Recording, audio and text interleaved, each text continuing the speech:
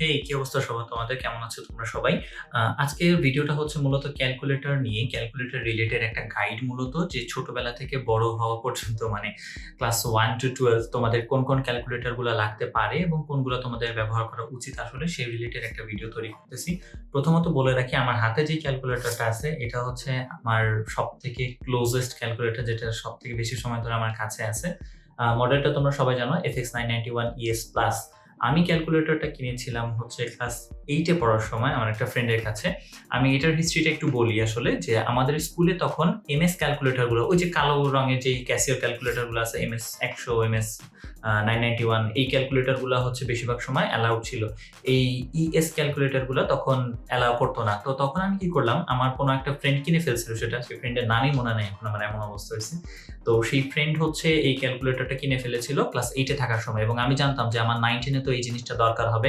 তাহলে আমি তখনই তার কাছ থেকে এটা কিনে নিয়েছিলাম মাত্র 200 টাকা দিয়ে। একটা সেকেন্ড হ্যান্ড ক্যালকুলেটর আমি কিনে নিয়েছিলাম, সেটা এখন পর্যন্ত আমার সাথে আছে অ্যান্ড স্টিল নাও এটাকে আমার ব্যবহার করতে হয়। ওকে, সো সেটা বলে রাখি। তো তুমি যদি এখন ক্লাস 8 এ থাকো, চেষ্টা করা হচ্ছে এই ক্যালকুলেটরটা জোগাড় করার। আর যদি এমএস থাকে, এমএস দিয়েও তোমার কাজ হয়ে যাবে। ক্লাস 8 এ এমএস দিয়েও কাজ হয়ে যাবে। তুমি যদি ক্লাস 9 এ উঠে থাকো, সবার আগে ভাই এই জিনিস কেনেন। ক্লাস 9 এ উঠছেন, সাথে সাথে এই জিনিস কিনতে হবে। ক্লাস 9, 10 এটা দিয়ে পার করে দাও।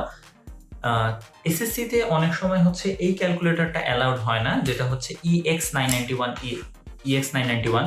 তো এটা হচ্ছে অনেক সময় এসএসসির সময় বা ক্লাস 10, 9, 10 এ অ্যালাউ করে না। তো সেই কারণে এইটার ব্যাপারে আমি বলতে পারতেছি না, কিন্তু এইটা তুমি ক্লাস 9, 10 এর জন্য অত্যন্ত উপযোগী। যদি তুমি চাও তাহলে তুমি বাসায় এটা রাখতে পারো প্র্যাকটিসের জন্য, কিন্তু এটা না ব্যবহার করাই ভালো ক্লাস 9, 10 এর জন্য। ক্লাস 9, 10 এ এটাই বেশি ভালো হবে তোমার জন্য। আচ্ছা, এটা বুঝলাম। এরপরে তুমি যখন 11 এ উঠলা, সাথে সাথে চেষ্টা করো এটা কেনার জন্য। এটা একটা ভালো ইনভেস্টমেন্ট বলবো আমি অবশ্যই সবসময়, যে এইচএসসি তে এই ক্যালকুলেটর অ্যালাউড এবং অ্যাডমিশনেও এই জিনিসটা অ্যালাউড থাকে। অনেকের প্রশ্ন থাকে, ভাই বইটা কি এই জিনিসটা দিবে কিনা? অবশ্যই ভাই, যেই সকল জায়গায় ক্যালকুলেটর অ্যালাউড, সব জায়গায় এই ক্যালকুলেটর অ্যালাউড আছে। তো তোমার কাছে সুযোগ আছে, তোমার ওয়েপন যত বেশি কি হবে, ধারালো হবে, শার্প হবে, তোমার অবশ্যই যুদ্ধে জেতার চান্স তত বেশি। অ্যাডমিশন ব্যাটেলে এই জিনিসটা তোমার সাথে রাখো, তোমার কাজে দিবে।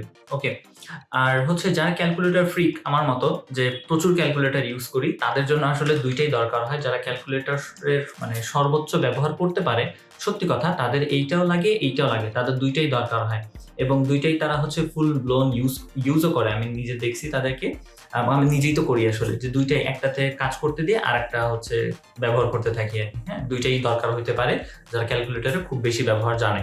আচ্ছা, এবং সাথে সাথে আরেকটা কথা মনে রাখতে হবে, ক্যালকুলেটরের ব্যবহার করতেছো তার মানে এই নয় যে এটার প্রতি ডিপেন্ডেন্ট হয়ে যাব। ক্যালকুলেটর ছাড়াও কিভাবে ম্যাথ করতে হয় সেগুলো কিন্তু তোমাদেরকে মনে রাখতে হবে, যেগুলো আমাদের হয়তো ক্লাস 2, 3, 4, 5, 6, 7 পর্যন্ত আমাদেরকে শেখানো হয়। দশমিকের ক্যালকুলেশন, ভাগ, গুণ, এটা সেটা, সেই জিনিসগুলো কিন্তু ক্যালকুলেটর ছাড়াও আমাদেরকে করতে পারতে হবে। ওকে, আচ্ছা, এখন ক্যালকুলেটর যারা ইউজ করতেছি, তো যেটা বললাম এটা তো ইউজ করতে পারো। যারা এইচএসসি তে আছো, ইন্টারে আছো, এটার উপরে ইনভেস্ট করো, ভালো কথা। যারা 20 ব্যাচে আছো, তাদের এখন এটা না করলে হবে। যারা ইউজ করো তারা তো করতেই পারো, আর যারা করছো না তাদের এটা নতুন করে এই ঝামেলার ভিতরে যাওয়ার দরকার নেই। যারা 21 ব্যাচে আছো, অবশ্যই যদি তোমার এইটা থাকে তাহলে তুমি এটা কিনে ফেলো। আমি এই জিনিস কিনছি আমার টেস্টের সময়, এইচএসসি টেস্টের সময়। এটাকে ইউজ টু হইতে একটু টাইম লাগে। এটা থেকে এটার যদিও কাহিনী মোটামুটি সেম, কিন্তু ইউজ টু হইতে একটু সময় লাগবে। বাটন প্লেসমেন্ট গুলো একটু ডিফারেন্ট, প্লাস হচ্ছে এই যে ঢাকনার এই জায়গাটা পুরোপুরি ব্ল্যাঙ্ক, তো এটার ভিতর থেকে খুঁজে বের করতে হয় কোন কনস্ট্যান্ট কত নাম্বারে আছে। এই জিনিসগুলা ভালো কথা, কোন কনস্ট্যান্ট কত নাম্বারে আছে জিনিস কিন্তু মুখস্থ রাখতে হবে। দেখা গেছে কিছু ভর্তি পরীক্ষায় এই জিনিসটাকে নিয়ে রাখে, কারণ এখানে সব কনস্ট্যান্টের ভ্যালু দেওয়া আছে, কনভার্সন করা যায় অনেক ইজিলি।